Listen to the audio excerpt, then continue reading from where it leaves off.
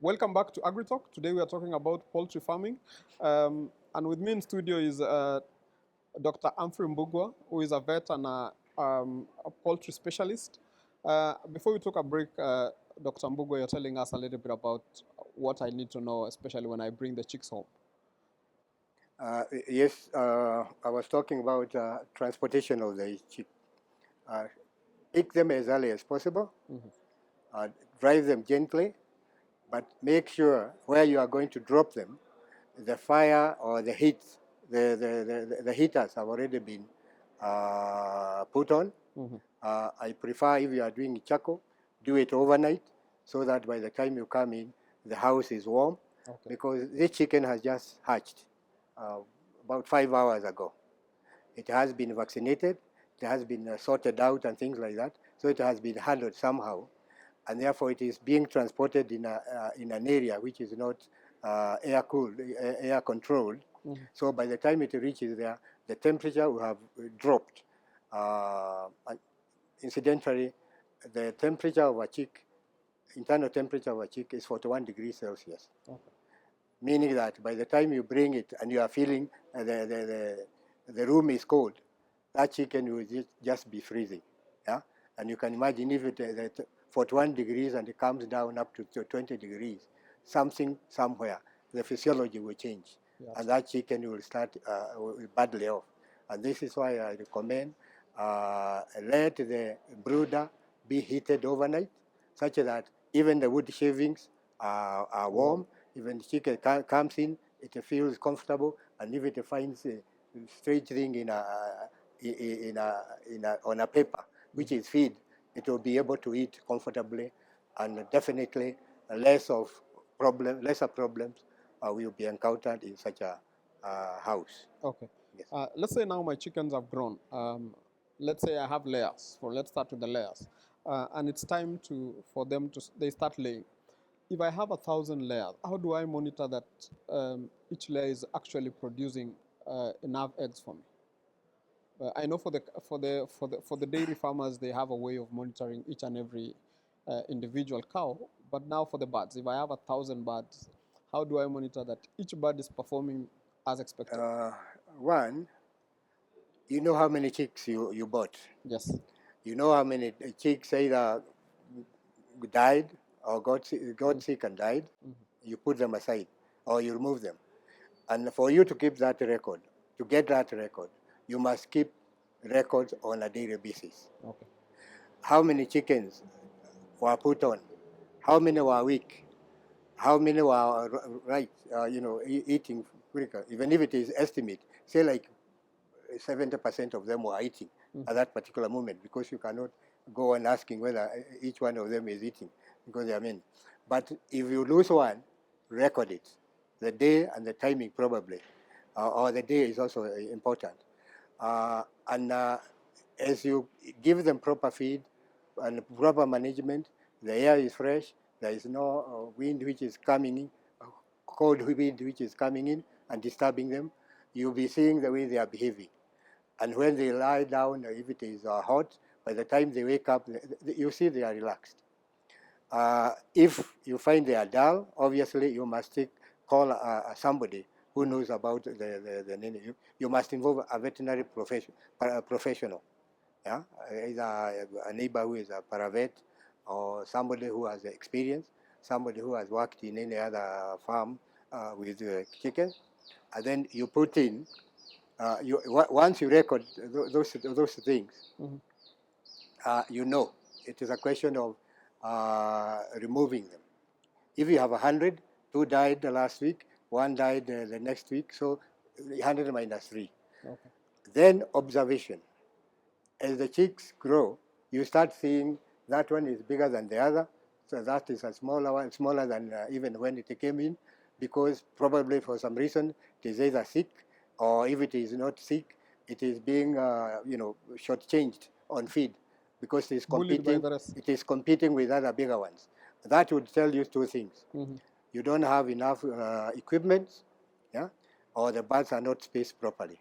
So they are too crowded where the feed is, so you must be able to spread them evenly, such that each chicken, if it is healthy enough, has an equal chance of getting both feed and water. Okay.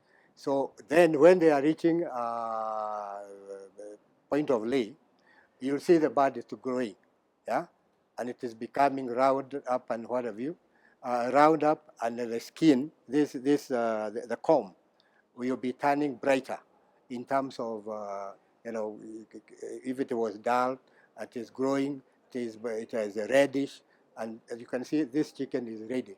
And then the vocalization changes. Okay. Yeah, it will start, like you have seen chicken even in the field, when it wants to lay, it starts, making queer voices. Yes. Yeah, and then when you see, initially you'll be having a chicken which has laid, you'll be having some feather with some whitish, the color, if it is white or whatever. By the time it dries, you'll see some whiteness of some kind. Then, of course, if you move around with the chickens and you pretend to hold it, a laying chicken will literally squat. It won't run away. Okay. Yeah? Okay. So that is a trick you can use from the time they start laying to the point of, almost to the end of lay. Mm-hmm. Then, of course, if you have proper record, you don't expect all of them to come into lay At the the same same day. Yeah, you can give them 2-3 weeks to spread. Yeah, and then the ones which never seem to lay, never seem to put more weight to sustain laying, you can actually isolate them, move them from this general room to that room, and give them special attention with feed.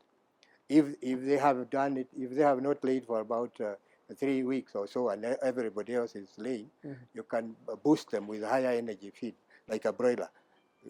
A broiler is high energy feed. You give them to boost them, muscle, like just like the athletes when they are given, specific nutrients, energy feed, so that they can have a lot of energy, and that way, hopefully, the eggs, the hen will start laying. If it doesn't lay within a week, just sell it for meat or eat it for meat. Yeah. Okay. So record. Okay. That will tell you how many have given, and you write it on a day basis. And then, if possible, if you can make a graph on a weekly basis, start making a graph. Then you can be seeing, is it going up, or is it going up and down, and things like that. Okay. And keeping record is important. Okay. And that way, you're also learning. So how many eggs does a hen lay in a daily basis, or how many eggs will it have to lay in its laying lifespan? An egg can lay as long as it is alive. Okay. But this is a chicken which are too for your own use. Yeah. If it is for commercial purposes, it cannot go forever, because if it was producing an egg every day or an egg every other day, and it starts producing an egg per week, that is not commercially viable. Yeah. So currently you expect from 250. By the time it starts laying, by the time you sell that, it is not economical anymore. You can expect from 250 to 280 eggs. Okay. Yeah. Is the feeding regime the same also for the ones for meat? For the one? For the ones we are keeping for meat? No, they are not the same. Because broilers are just they are muscle building. Yeah? So you give them high energy feed, and they eat quick. And I said, by the time a broiler is slaughtered, it will have eaten, including wastage, 5 kg of feed. Yeah. So, but if it is you are keeping it for the people who hatch them, they will keep the broiler strain for mothers for laying eggs, which will be hatching or producing the broilers. And that way, they have also one specific feeding regime is very strict, because they tend to put a lot of weight. And the moment they put a lot of weight, they will not produce properly in terms of the hen, the cock will be too heavy to not be able to mount the hen. The hen will be too heavy, and a lot of fat will be built in the abdomen, and therefore it will be a poor layer, and therefore it will, most of the eggs, chances are they will be infertile because they are not interacting with the cock.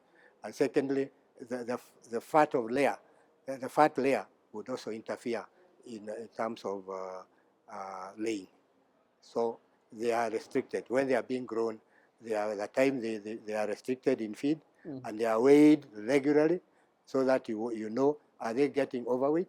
If they are getting overweight, you can spread the feed for a day into 2 days so that you balance the weight and activity, because you want the bird to be ready, it is active, and it is perfect for lay. Okay. Yeah. We've also seen we're living in the technology age. We've seen a lot of technological advancement in so many fields. Let's talk dairy. All these fields employ a lot of technology in their production. Do you also have technology that has been developed for chicken production? Oh yes, there is a lot of technology on chickens, literally from handling the egg, handling the chick, vaccinating the chick, handling the feeding and distributing water to the mothers and fathers, to the slaughter stages, and actually even dividing various parts of the chicken. So chicken is one of the actually largest livestock, which has got a lot of technology from day old, from when they are eggs to when they are slaughtered.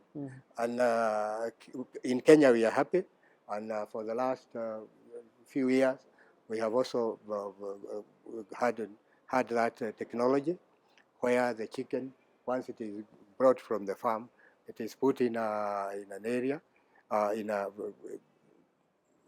neck is cut, it is bled, it is put in water automatically, it is defeathered automatically, instead of employing people to remove the feathers all the time.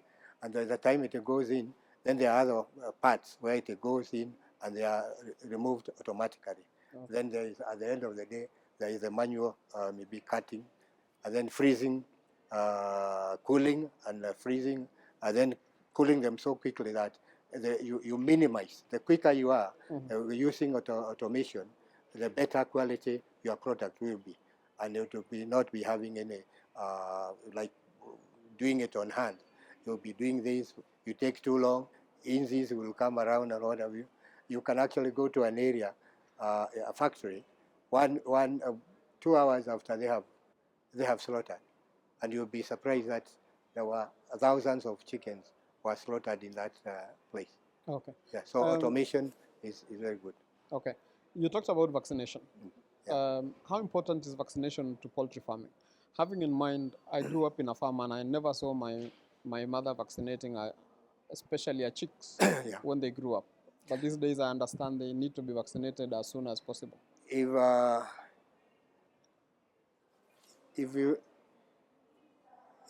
you are every villager, whether she has a chicken or not, she experienced chickens wherever she came from when she was a girl. And everybody knows about diseases of poultry. Yeah?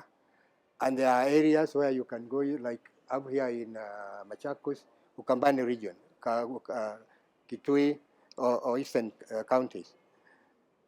They know this season most of the birds will be cleared by Newcastle, a disease called Newcastle. Yes, I know Newcastle. So the old ladies, some of them, they know. And they know next month there will be Newcastle. So they clear all their mature chickens at that particular time. So when others are losing themselves, they have no problem because they have their cash in the hand. So the disease burden is common in Kenya. And this is why you find if a chicken in the village hatches about 10 chicks, they will not grow and they will not be 10 when they are 8 weeks or so, because some will be eaten by the mongooses, by the cats. Others will get, will get sick and they'll die. And because of that familiarity with the losses of chicken and what have you, people know, but they don't do anything. Yeah. So, but the moment you took a chicken for slaughter or for sale, you want to grow it, sell the meat or sell it its eggs, or sell the bird itself, you must be careful. Partly because the money you invested, the brooding costs, the rearing costs, and now the production cost, which is you are enduring, you must look at it from a monetary point of view. And if there is anything to assist you in preventing diseases, which is the vaccine, you must apply religiously at the correct time, at the correct age, so that the birds are not, infected by the disease. Okay. Yes, and vaccination, of course, prevents diseases, and this is why COVID. Everybody is being told to be vaccinated against COVID. When you are young, all children are taken for vaccination and things like that, and this is why we don't lose a lot of, especially areas where vaccination is done constantly. We never lose children so much like previous years when vaccinations were not available in the masses. So there are certain diseases which must be vaccinated at the right time, and currently there are hatcheries who are doing it at source. When the chicken comes from the egg immediately, that same night it is vaccinated with the necessary vaccines, and you are entrusted to keep it in an enclosed, clean area without exposing it to stresses like floods, chills, heat, and things, smoke, and all this like that. And that way they will grow, and they will, even if they are broilers, they will grow to maturity without any infectious disease affecting them, which they are vaccinated against. Okay. Yeah. You've touched a little but about. But another thing is, don't mix broilers with indigenous chickens which are laying around, which are moving around. Those ones have immunity. They develop that immunity because of coming into contact with those insects, those other bacteria and the like. Okay. And it is tough. So don't mix them. Keep them away. Okay. Yes. You've touched a little bit about diseases. Maybe, if possible, can you mention a little about the diseases that affect poultry, especially here in Kenya, and how can farmers treat these diseases? And are some of these diseases fatal to the birds? The famous disease is Newcastle. Newcastle is a disease of birds, and it can occur, even wild birds get Newcastle, even those wild birds like pigeons out here or what have you. And when it comes in, you go to Serengeti or any other park, and literally you see them dropping and others dead in an area. But what is interesting is you vaccinate properly, and the whole village, birds are dying, bandiras are not dying. So those people who vaccinate, they see the results almost immediately. Okay. Yeah, and Newcastle, once it comes in, it is a killer. The eggs stop laying. If it had eggs before, the shells is no longer there. They lay like balloons, yeah, which are like balloons and soft shells, balloons and what have you. They stop eating. They are not eating, so they get very very thin, emaciated, and because they are not eating, there's bile. Bile, instead of being circulated the way it is circulated if the bird is eating, it starts coming out as yellow, white, greenish material. Yes. And the people will tell you this one is in Newcastle the moment they see that greenish and what have you. Well, it's not only Newcastle which causes that, because if you starve for yourself for some time, the chicken will start have that greenish. But if it is in terms of an outbreak, they will know. Then when they open the gizzard, that's the tough thing. Yes. Which creates it. If they open, they open, it peels off, and there is a lot of blood, nodules with a lot of blood, So people like in Eastern Province, a lot of people know that disease. And as I say, they can regional distribution or regional seasons when it comes in. So there, as I said earlier, there are people who predict when they'll come in and they sell their stock early enough.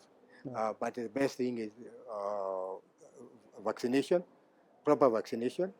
Unfortunately, because these farmers have got two birds, others have got 5 there, a few kilometers away. They are far. Even the person who vaccinates, he finds it is not worth the while because he goes in from here to vaccinate to Kitengela to vaccinate 5 chickens, from Kitengela to wherever to vaccinate other 5. He finds it's not worth it. Okay. Yeah, but if the vaccine can be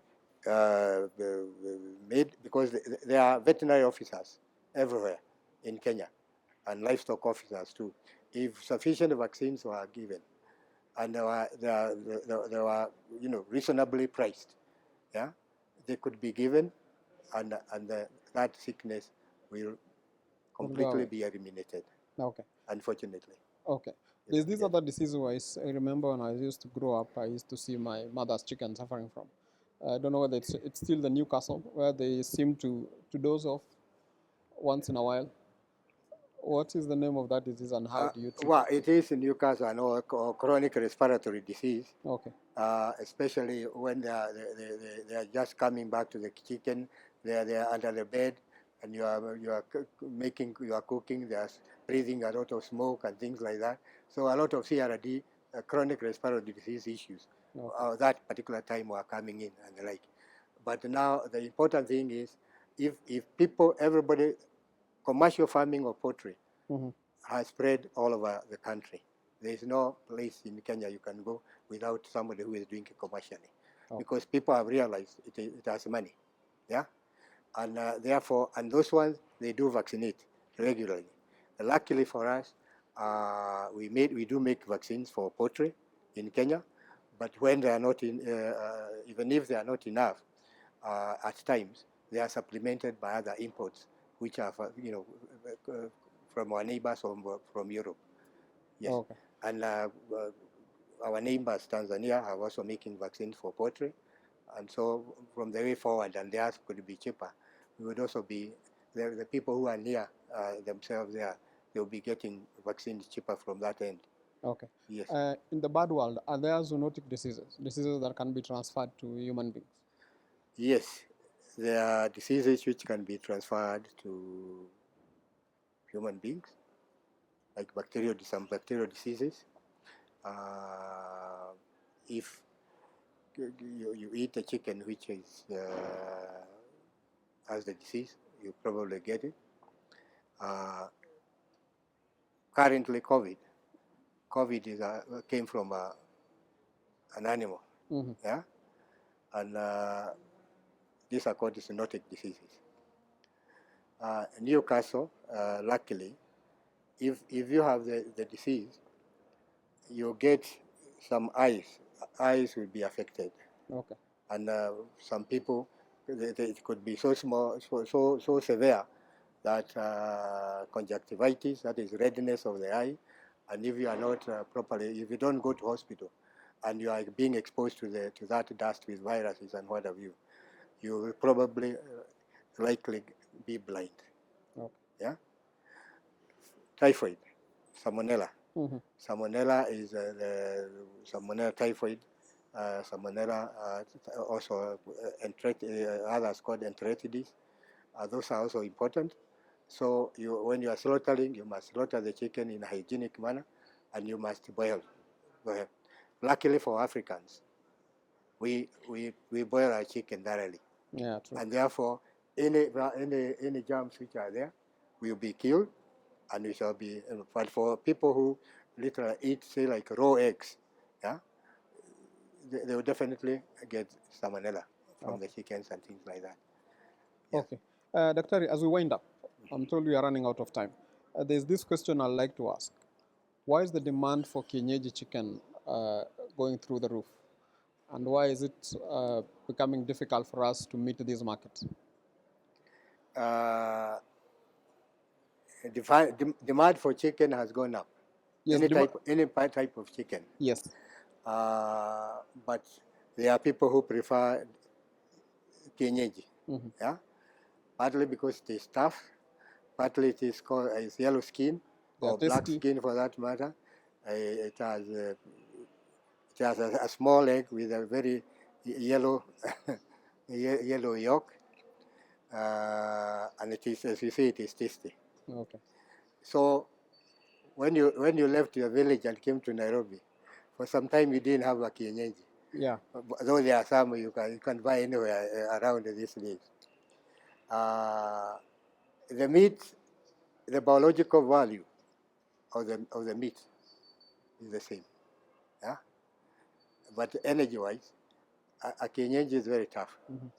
And as you are taking it, you spend more energy than you are spending on a broiler, Yes. which True. is soft and what have you. Secondly, they are taking. People have gone into rearing kienyeji for larger quantities, Mm-hmm. not the 5 or 3 chickens which are traditionally are being done, and they eat a lot. For it to gain 1 kilo, they eat a lot, probably even twice than a broiler.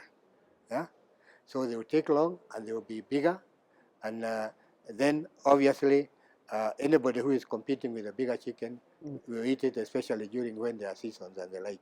Okay. But there are other birds which grow faster. They are called synthetic breeds, like the kukuchik and others. The ones which have got multiple, very flashy feathers and things like that. But the other thing is, as I pointed out earlier, when we were talking about broilers, a lot of people have kept kienyeji. But the bigger they see the chickens becoming, the better they know the end price will be. True. But in that manner, they compromise the laying efficiency and also the sellability of the chicken. Okay. Because it's a big 3 kilos of chicken. Okay, Doctor. I have been to one of the seminars where the people who sell broilers and kienyeji were there. And one of the larger buyers told them, I don't need a 10 kg chicken. Huh? If you are selling for meat, grow to a certain weight. I get 1.1, I have a kilo at most. Yeah? And then rear another one. Okay. Yeah? Because you have had at least 3 sets when you had only 1 chicken for that period. Yeah? Okay, Doctor. So we look at it from traditional, if it is commercial, if it is for home consumption, we have to look at them, the management and the longevity of keeping them, and also the feeding details. They have to be separated. Okay, thank you very much, Dr. That is all the time we had today. I think we'll still invite you back. I've seen also we still have other birds that we can talk about. But for now, that is all the time we have. For our viewers back at home, today we're talking about poultry farming. And with me in studio was Dr. Humphrey Mbugua, who is a vet by profession and a poultry specialist at the Kenya Poultry Breeders Association. That is it from us today. Until next time, goodbye.